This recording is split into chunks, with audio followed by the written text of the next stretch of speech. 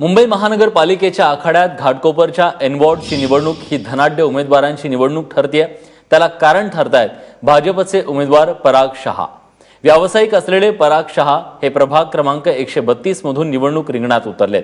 पण नगरसेवक पदासाठी उतरलेल्या शहा यांच्याकडे एखाद्या खासदार आमदारालाही लाजवेल एवढी संपत्ती आहे। प्रतिज्ञापत्रानुसार त्यांच्याकडे 689,95,02,327 रुपये इतकी प्रचंड संपत्ती आहे। विशेष म्हणजे त्यांच्यावर कोणत्याच बँकेचं कर्जही नाहीये। गुजराती मतदार बहुल या प्रभागात शिवसेनेने सुधाकर पाटील तर काँग्रेसने प्रवीण छेडा यांची उमेदवारी दिली आहे। त्यांच्या समोर भाजपचे धनाढ्य उमेदवार पराग शहा यांचं तगडं आव्हान आहे।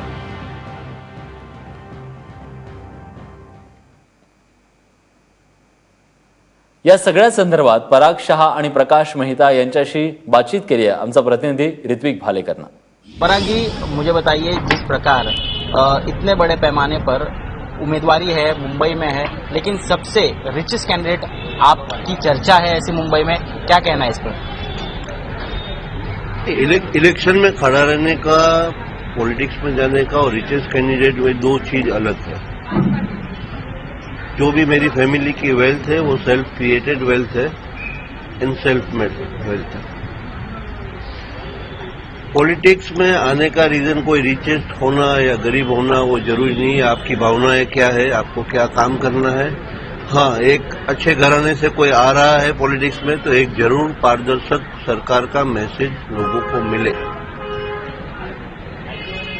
आपके ऑपोजिट जो खड़े हैं उम्मीदवार प्रवीण छेड़ा जी, जो ऑपोजिशन लीडर है, उनका ऐसा आरोप है कि आपका राजनीति से कोई संबंध नहीं है, उसके बावजूद सिर्फ पैसों के बल पर बीजेपी ने कैंडिडेट दिया है। क्या जवाब देंगे उनको?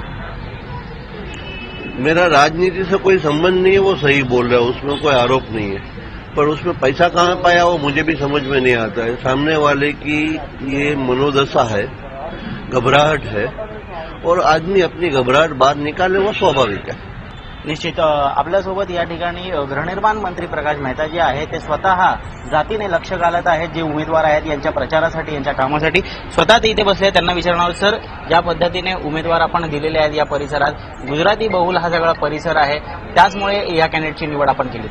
नाही, या विभागात 1967 पासून जनसंघाच्या काळापासून आजपर्यंत अपवादात्मक एकदा 85ला सोडलं तर भाजपचेच उमेदवार निवडून आलेले आहेत। गेली जवळजवळ 50 वर्ष महानगरपालिकामध्ये काँग्रेस इथे कधीच निवडून आलेली नाही आणि काँग्रेसच्या मेंटॅलिटीचे वोटर्सच या विभागात नाही। त्यामुळे प्रश्न भाषा, जाती वगैरे येत नाही। या कॅन्डिडेट समोर इकडे काँग्रेस ऑपोजिशन लीडर जे आहेत महापालिकेत प्रवीण छेडा, ते आरोप करतात की पैशाच्या बळावरती बीजेपी हा इलेक्शन लढते।